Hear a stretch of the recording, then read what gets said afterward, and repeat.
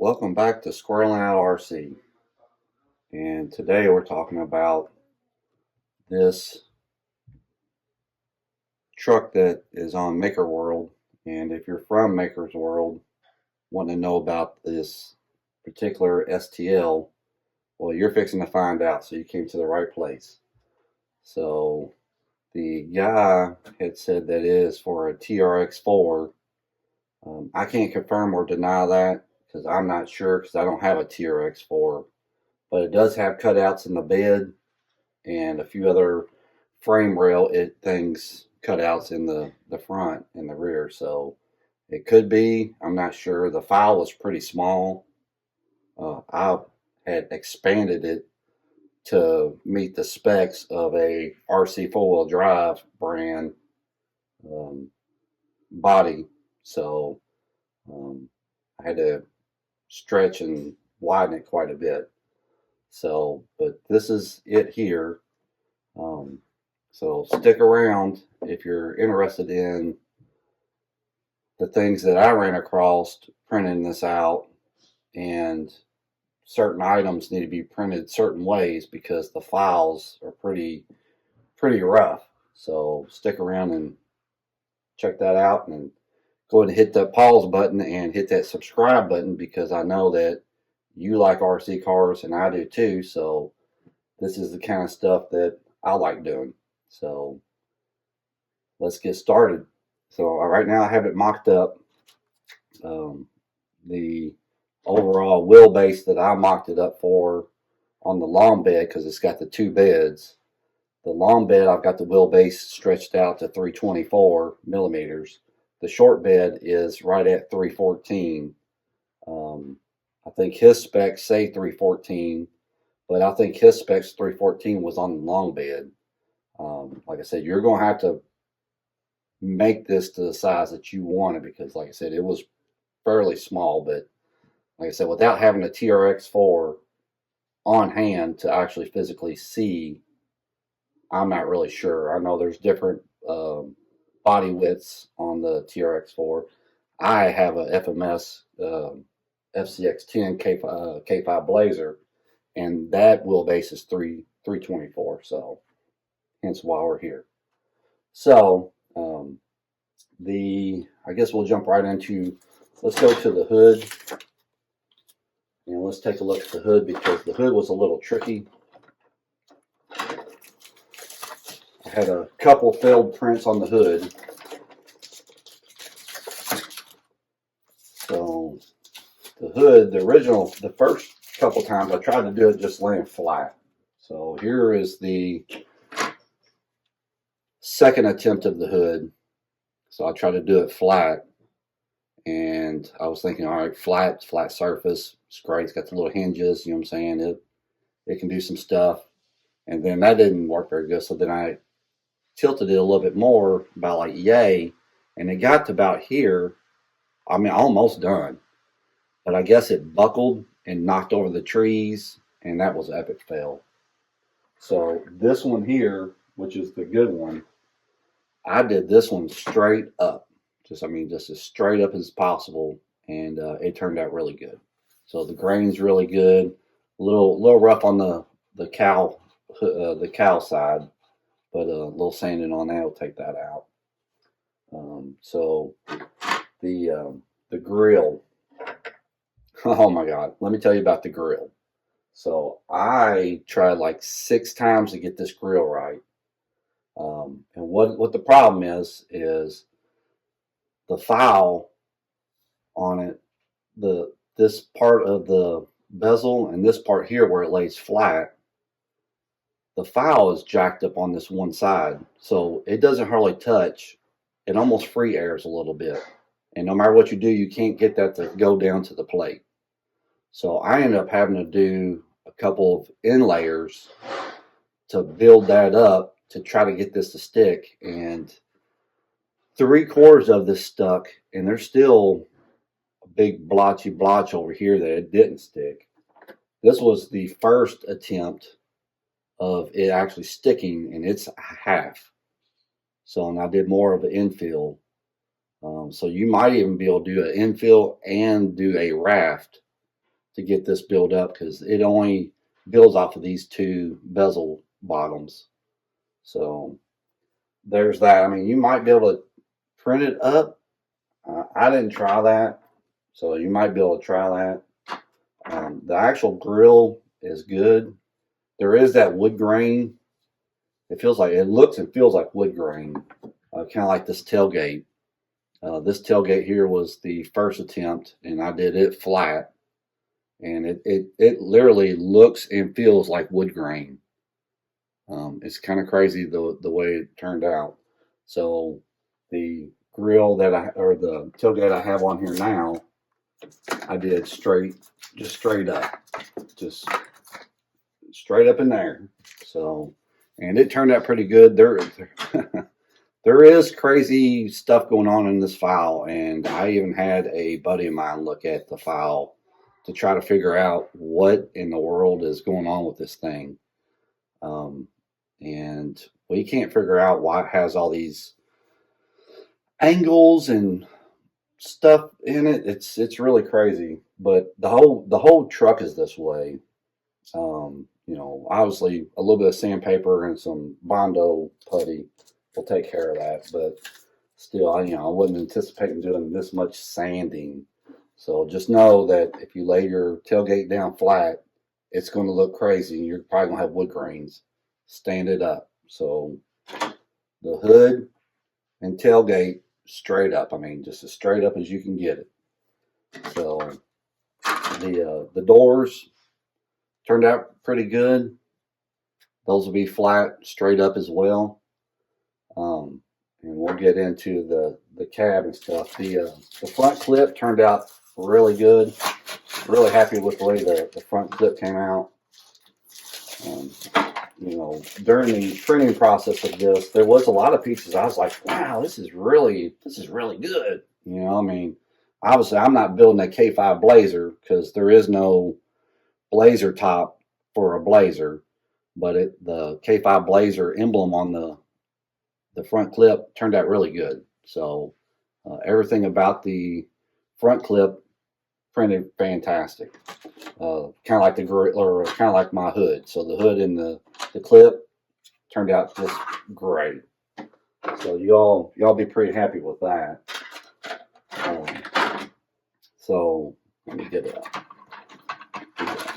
Dashboard turned out really good. You know, there is no assembly instructions on this, and I've got a couple different ideas of how this actually goes on. There's actually a lip in the cab that I think it goes on and just glues, but there's also a lip on the interior that it might glue to as well. I'm not really sure. So let me get this booger out of here. So the interior printed out really nice, really flat. So y'all be pretty happy with this. But one thing that I ran across that when I was mocking it up is, and I don't know if this is just me resizing the file or what, but it is just a tad too wide, and the doors hit the bottom. So I'll probably have to shave a little bit off of that, or maybe bevel the door. Not really sure. Haven't got that far yet. So the actual cab itself turned out really good. The only thing that I think a lot of you all and myself is going to have a hard time trying to figure out is actually getting a front windshield in this. I'm not really sure yet how that's going to work just yet, but Lexan and other materials are pretty flexible and heatable, so might be able to heat and mold that around. Let me take off this back piece here, the back cab.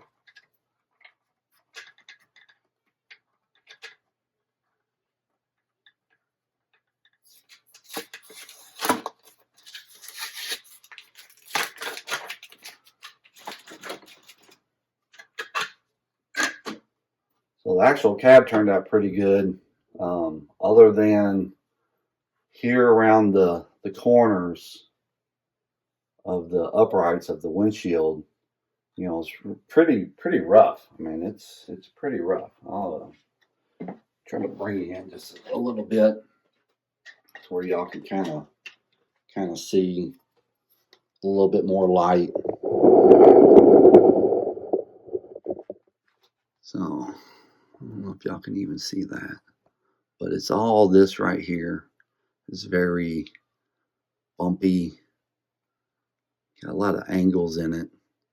It's kind of crazy, really. I don't know why that just couldn't be smoothed out in the STL. Now, your skills might be a lot better than my skills in CAD. So I hadn't really dealt in CAD in, oh man, probably 20 years. So, but the CAD turned out really good. No real problems there. The bed itself turned out really good. I had a couple problems with the rear bed cap is what I'm going to call it. I don't know, bed cone, bed end cone, whatever you want to call it. I don't know what to call it. But it, like I said, I double checked the file, the original file, and it was correctly sized to the actual model. So somewhere along the line, I must have fat fingered it, or I don't know what I done, but I made this part here that goes on the back of the cab. I either made it bigger, but it was definitely way bigger than this. So I just ended up just schwacking it and gluing a piece of styrene on the bottom of it to mock it up for my size, so I could resize this one here, because the bed itself is tapered slightly, but it is tapered. So it is wider in the front than it is in the back. So trying to pull a measurement off of this and get it off of that in the software was really hard. Bambu software at that. So like I said, I don't have a whole lot of other softwares that I use. But just pay attention when you're resizing. If you resize, like I said, I don't know exactly what size this file it really is for. It's classified as a TRX4, but I would assume it's probably for like the Sport, which I think has a wheelbase of 314. I'm not a big Sport or a TRX guy, because I don't obviously have one. If I had one, I'd know more, but I believe there's 3 different wheelbases in the TRX4 lineup. So just do your due diligence and double check your stuff. So here's the cutouts in the back. Like I said, I don't know what shock tires those fit. If they do fit anything, I'm not really sure. For a free file, this is pretty awesome, really. So I did sand down a little bit. I wasn't on this one here. Yeah. So I did do a little bit of sanding. Now this is all PLA, because I didn't want to use my PETG on just trying to figure this truck out. So this is all PLA, but I did do a little sanding around here to get some of them crazy octagonal apparatus things that are just all over. Anything that's supposed to be round, it's got them. Even on the flat bed side, there's these angles. Instead of making it flat or semi-round, everything just has all these little angles on it. I don't know. I don't get it. I don't understand it. Y'all might please leave a comment in the comments and let me know why is it like that, because maybe you all know. So, but that just about wraps it up. Thank you for hanging out that long. I did get, I don't have any clear PLA or anything, but I did want to test the steering wheels out. I can't really get the steering wheel to print right without messing up the Chevy symbol in it. So, and it was laying flat down. There might be a better way to do it. Maybe just have it go up with a tree holding it. I don't know. I'm going to play with that a little bit because I want the Chevy symbol. The tail light lenses, you know, have all these little step creases in it. You know, obviously, if you use clear PLA, you know, you can sand it and clear coat it, and it'll be like just crystal clear. It does have all the little marker lights and stuff, turn signals. Printed out the valve covers just because, well, why not? I didn't print the motor because I don't really need the motor at this moment, but I did want to do the valve covers. So I'm painting them and putting them on my workbench. The headlight lenses turned out really good. So they can definitely be sanded and cleared to make them look nice.